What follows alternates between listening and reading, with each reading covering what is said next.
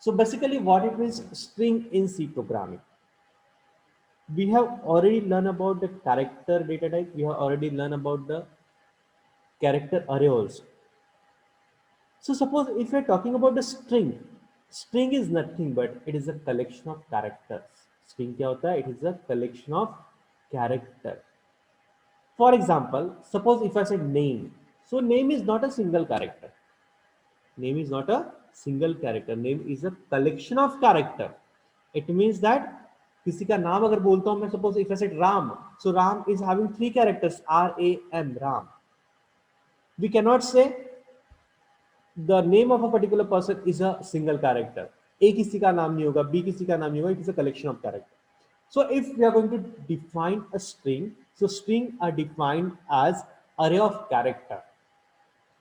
The difference between character array and string is the string terminated with a special character known as /o or null character. Yes, हमेशा आपका string जो and होता है वो /o से and होता है, नल कैरेक्टर से एंड होता है string.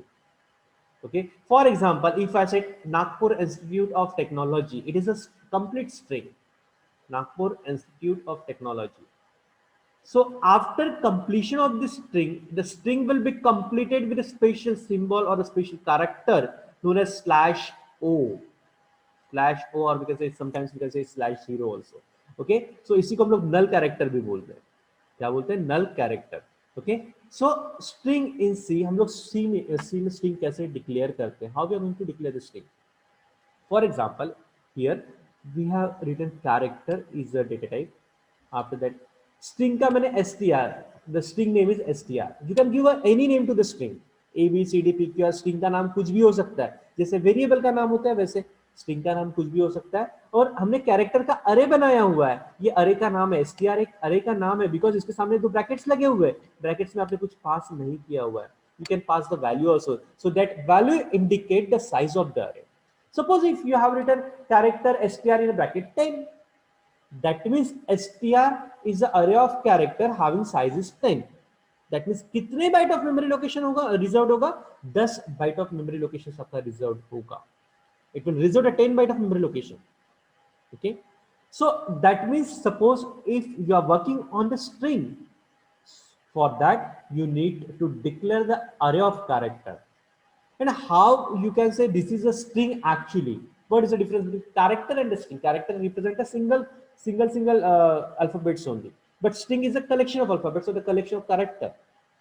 Okay, now suppose if you haven't given any size over here, अगर आपने यहाँ पे कुछ साइज नहीं दिया है, सिंपली ब्रैकेट देके इक्वल टू, यहाँ पे मैंने डबल कोटेशंस में गिग्स लिखा हुआ है.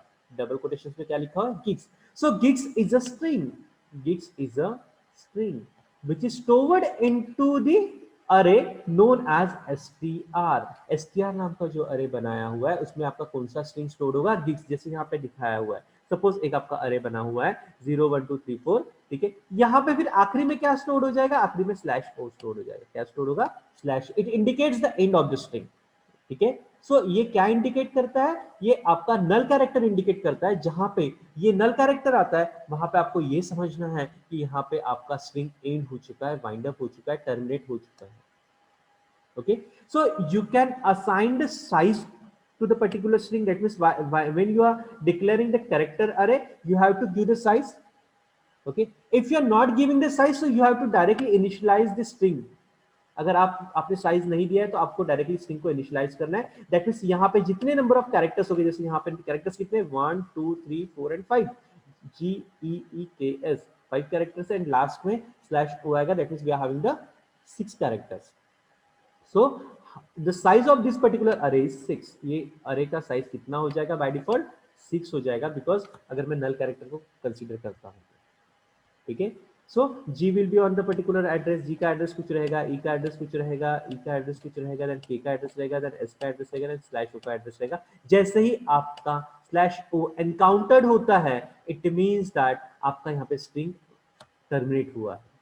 Suppose if you want to traverse this string, if you want to traverse this array, ये अरे को आपको ट्रैवर्स करना है, तो आप पहले G का जो एड्रेस है उस एड्रेस पे जाओगे. फॉर एग्जांपल इसका 1000 एड्रेस है, मैं 1000 के पास गया, देन फिर 1001 1002 1003 1004, 1005 के पास गया, ठीक है, जैसे ही 1005 के पास जाता हूं तो there is a slash o, it means that it is a null character symbol.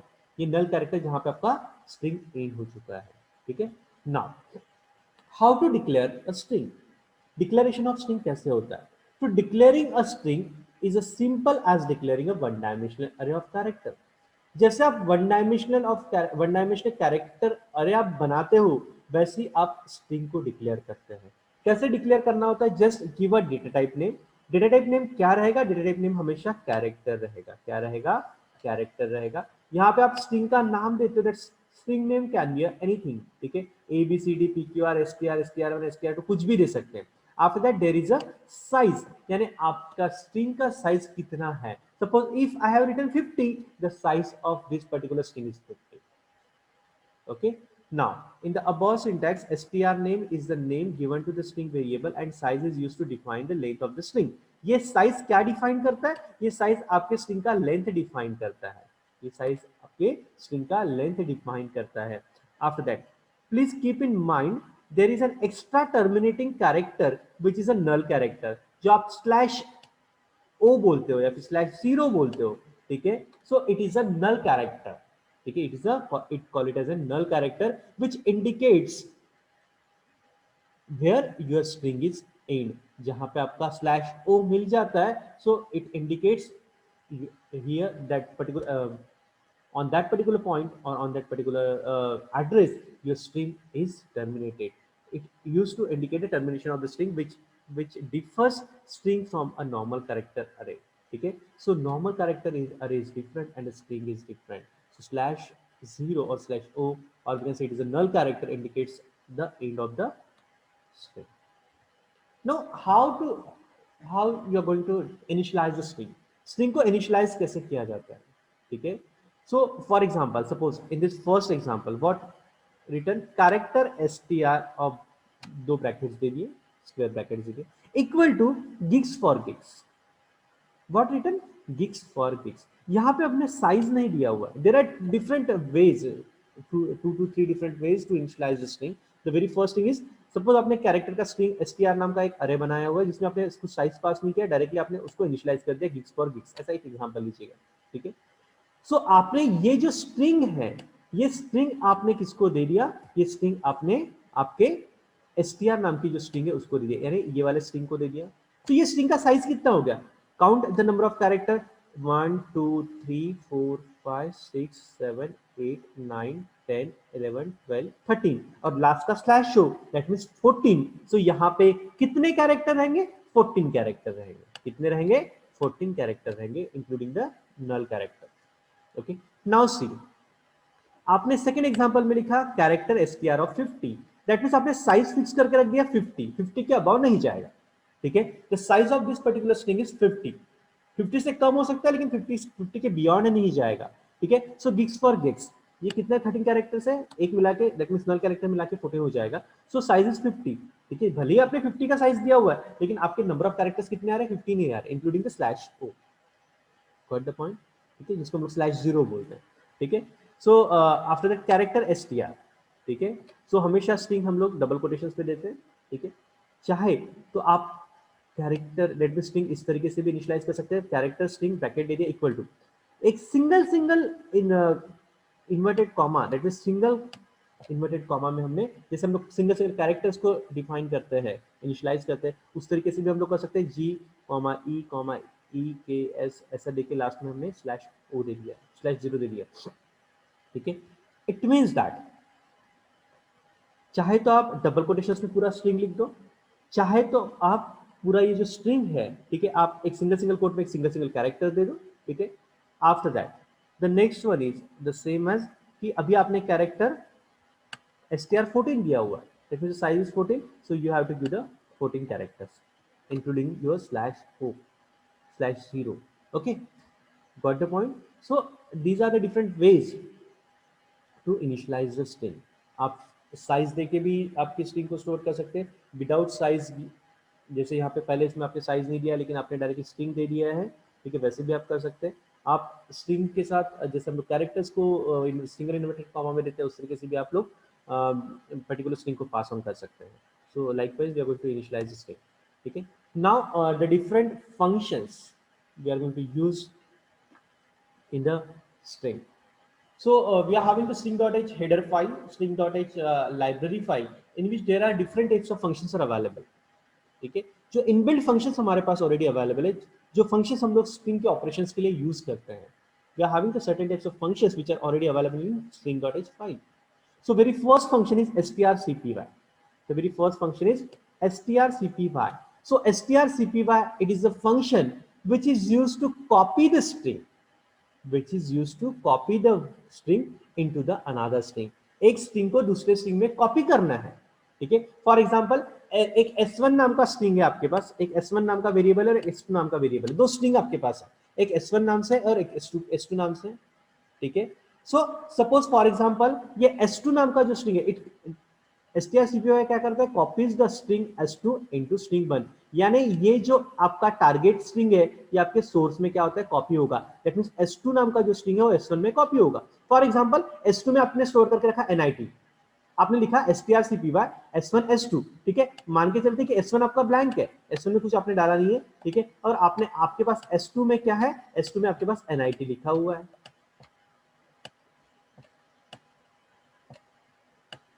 S2 में आपके पास NIT है. सो सपोज आपको S2 वाला स्ट्रिंग जो है S1 में कॉपी करना है, तो आप क्या यूज करोगे, strcpy S1 को S2. दैट मींस S2 का स्ट्रिंग S1 में कॉपी हो जाएगा. ठीक है, so it is used for copying the string of target string into the source string.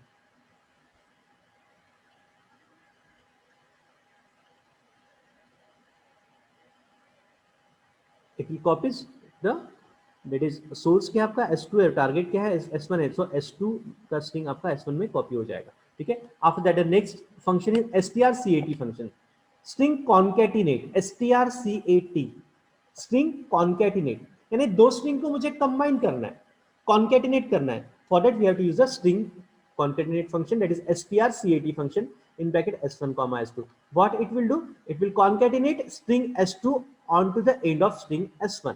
ठीक है, यानी s2 नाम का जो स्ट्रिंग है, ठीक है, वो s1 में अपेंड हो जाएगा. ठीक है, फॉर एग्जांपल आपने s1 में लिखा NIT और s2 में डाला है नागपुर. आपने S1 में लिखा NIT, S2 में डाला है नागपुर. ठीक है, NIT नागपुर आपको कंबाइन करना है. ठीक है, तो आप स्ट्रिंग कॉन्कैटिनेट कैसे करोगे, strcat s1 s2. तो s1 में क्या है, NIT है, s2 में क्या है, नागपुर है. ठीक है, तो अगर आपको नागपुर जो है s2 में वो अटैच करना है s1 के साथ, तो आप क्या लिखोगे, strcat s1 s2, that is string concatenate. ठीक है, दोनों स्ट्रिंग को कंबाइन करने के लिए ये फंक्शन यूज होता है. After that strlen. So strlen, the function which is used to find out the length of the string. अगर आपको किसी स्ट्रिंग का लेंथ फाइंड आउट करना है, फॉर एग्जांपल अगर आपके पास s1 नाम का ये जो स्ट्रिंग है strlen s1. ठीक है, अगर आपने s1 में लिखा है, s1 में लिखा नागपुर, आपका जो s1 है उसमें आपने नागपुर ये स्ट्रिंग डाल के रखा हुआ है. And if you want to find out the length, आपके स्ट्रिंग का लेंथ आपको फाइंड आउट करना है कि s1 में कितने नंबर ऑफ कैरेक्टर्स आ रहे हैं. ठीक है, सो अगर आपको किसी का लेंथ फाइंड आउट करना है, तो आप लोग क्या लिखते हो, strlen फंक्शन लिखते हो. तो strlen s1, दैट मींस ये क्या करेगा, s1 जो स्ट्रिंग है, s1 स्ट्रिंग की काउंट करेगा कि लेंथ कितनी है. जैसे आपने बोला नागपुर, NAGPUR, कितना हुआ, 6 हुआ. ठीक है, सो लेंथ कितना आएगा इसका, 6 आएगा. Got the point. After that strcmp, so string compare. strcmp stands for string compare. What it will do, it returns 0 if s1 and s2 are same. String compare मतलब एक s1 नाम का string है, एक s2 नाम का string है. ठीक है, s1 में राम स्टोर करके रखा है, s2 में भी राम स्टोर करके रखा है. आप s1 और s2 को कंपेयर करो, s1 और s2 को कंपेयर करो. अगर दोनों स्ट्रिंग इक्वल है, s1 में जो स्ट्रिंग है और s2 में जो स्ट्रिंग है, दोनों स्ट्रिंग इक्वल है, तो आपको क्या रिटर्न होगा, 0 रिटर्न होगा. That means both the strings are equal. ठीक है, अगर नहीं है, ठीक है, return 0 if s1 and s2 are the same. s1 और s2 की दोनों की वैल्यू सेम होगी तो आपको 0 रिटर्न करेगा.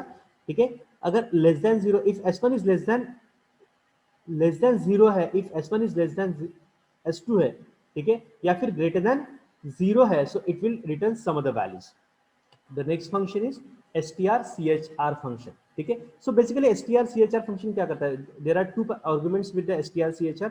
The one is s1, that is s1 is stands for string, कोई भी स्ट्रिंग है, और ch, ये क्या करता है, returns a pointer to the first occurrence of the character. For example आपने बोला कि नागपुर, नागपुर में सपोज मैंने बोला कि a कहां पे आता है, ठीक है, NAGPUR. ठीक है, नागपुर बोला मैंने, ठीक है। So str chr s1 comma ch, suppose ch यानी मैंने सपोज a लिखा, ch में a स्टोर्ड है, so it what it will find out, it will return a pointer to the first occurrence of that particular character. That means आपने नागपुर में n कहां पे है, नागपुर में g कहां पे है, तो g का पॉइंटर वो रिटर्न करेगा, ठीक है। That means str chr।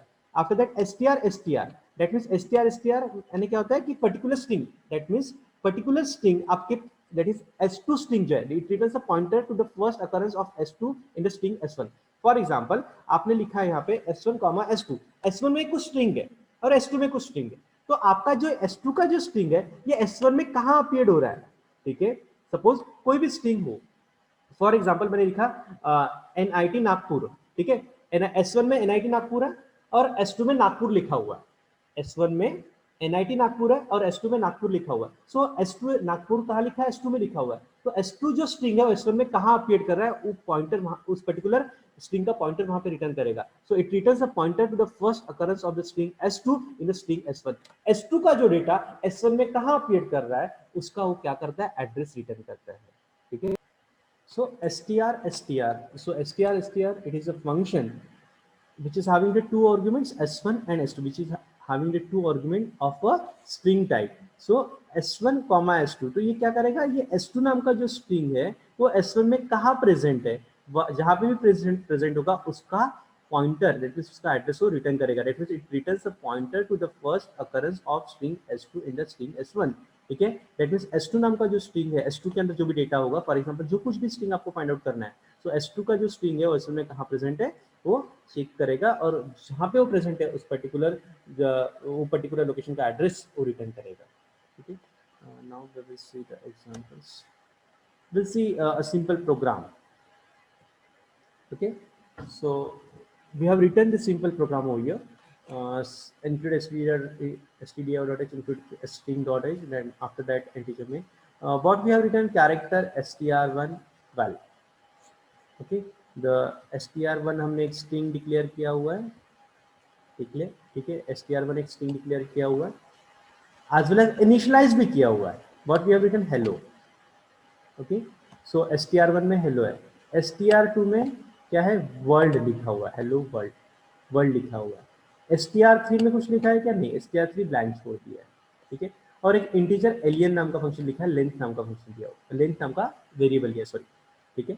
Now what we have written, strcpy str3 comma str1, क्या लिखा है, strcpy function which is used for copy the string, ठीक है।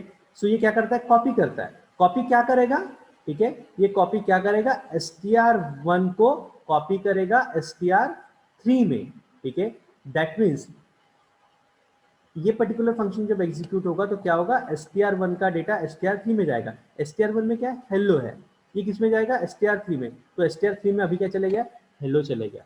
सो str और बाद में क्या किया आपने, प्रिंट अप, आपने str3 की वैल्यू प्रिंट कर दी, str3 की वैल्यू प्रिंट कर दी, ठीक है। That means strcpy str3 str1 result is %s, ठीक है। str3 इसका डेटा टाइप क्या लिखा है, किससे रिप्रेजेंट करोगे, %s से, because it is a string, ठीक है। सो str3 का आपने %s यानी इसका डेटा प्रिंट किया है, तो आपको इसका आंसर क्या मिलेगा, इसका आंसर आपको हेलो मिलेगा, ठीक है। After that strcat str1 str2 str concatenate, strcat function क्या करता है, कॉन्केटिनेट करता है, दो स्ट्रिंग को कंबाइन करता है। दैट मींस str1 str2, तो ये क्या करेगा, str2 जो स्ट्रिंग है वो str1 में अपेंड कर देगा, ठीक है, अटैच कर देगा। सो अभी str1 में क्या है हमारे पास, str1 में हेलो है, str2 में क्या है, वर्ल्ड है, ठीक है। तो आप जब strcat ये फंक्शन जब एग्जीक्यूट करोगे तो आपका आंसर क्या आएगा, ठीक है, str2 ये किसमें, str1 में अटैच हो जाएगा, ठीक है। सो अभी str1 को अगर मैं प्रिंट करता हूँ, दैट इज strcat str1 को str2 का रिजल्ट क्या है, ये मैंने, ठीक है, एक मैसेज प्रिंट किया, फिर ये str1 की वैल्यू अगर मैं प्रिंट करता हूँ तो आपको वैल्यू में क्या मिलेगा अभी, ठीक है, str1 में स्ट्रिंग क्या आएगा, ठीक है। सो str1 में क्या आएगा, पहले से हेलो था, उसमें बाय डिफॉल्ट उसमें पहले से आपने हेलो डाल के रखा हुआ था, अभी आपने क्या किया, स्ट्रिंग कॉन्केटिनेट किया, स्ट्रिंग कॉन्केटिनेट करते समय आपने पैरामीटर्स क्या पास की, str1 str2, तो str2 का डेटा str1 में मर्ज हो जाएगा, यानी अपेंड हो जाएगा, ठीक है। तो str1 में क्या है, हेलो है, str2 में क्या है, वर्ल्ड है, तो str1 में फिर अभी क्या आ जाएगा, हेलो वर्ल्ड, ठीक है। एंड str2 का स्ट्रिंग str1 के स्ट्रिंग में क्या हो गया, अटैच हो गया, तो str1 में अभी क्या आ गया, हेलो वर्ल्ड आ गया। उसके बाद suppose if you want to find out the total length, ठीक है, लेंथ मैंने लिखा str alien in bracket str1, ठीक है। str alien फंक्शन क्या यूज करता है, किस लिए यूज करते हैं, to find out the length of the string, किसी स्ट्रिंग का लेंथ फाइंड आउट करना है कि पर्टिकुलर स्ट्रिंग में कितने नंबर ऑफ कैरेक्टर्स है, अगर ये फाइंड आउट करना है तो उसके लिए हम लोग फंक्शन यूज करते हैं str len, ठीक है। इन ब्रैकेट आपने क्या पास किया, str1। सो str1 में अभी नया स्ट्रिंग क्या आया था, हेलो वर्ल्ड, तो हेलो वर्ल्ड जो है ये पूरे स्ट्रिंग, इसमें नंबर ऑफ कैरेक्टर्स कितने काउंट करेगा and it will return a integer value, वो आपको इंटीजर वैल्यू भेजेगा, फिगर भेजेगा, एक काउंट भेजेगा, 10 है, 20 है, 30 है, जो भी है वो काउंट भेजेगा। और काउंट किसको असाइन किया आपने, लेन को असाइन किया, एक लेन नाम का वेरिएबल आपने इसीलिए डिफाइन किया था, यहाँ पे डिक्लेयर किया था लेन नाम का variable. So str alien of str1, तो str1 को क्या करेगा, ये लेन फाइंड आउट करेगा and it is assign two lane variable, ठीक है। नाउ आपका जो str एलियन str इसका रिजल्ट जो है ये किसमें आया, लेन में आया हुआ, दिस एलियन नाम का, लेंथ नाम का जो वेरिएबल उसमें आया हुआ, ठीक है। सो आप लेंथ की वैल्यू प्रिंट करोगे तो आपका str1 का लेंथ यहाँ से पता चल जाएगा, आपने रिटर्न 0। सो इसका जैसे पहला आपने यूज किया तो what is answer, str3 str1 में आपका इस पहले इसका आंसर क्या आया, पहले इसका आंसर आपका हेलो आया। कॉन्केटिनेट किया तो str1 str2 कॉन्केटिनेट किया तो आपका हेलो वर्ड कंबाइन हो गया। After that str alien str1 का आपने लेंथ फाइंड आउट किया तो इट विल रिटर्न 10, ठीक है। कितने नंबर ऑफ कैरेक्टर्स है, 10 नंबर ऑफ कैरेक्टर्स है। होप सभी को सारी चीजें समझ में आई होगी, ठीक है।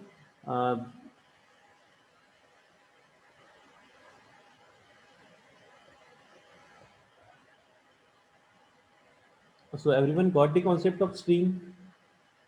Have you understood the program? Hope you all are understood the program. Okay. The rest of the part we will see later on. Okay.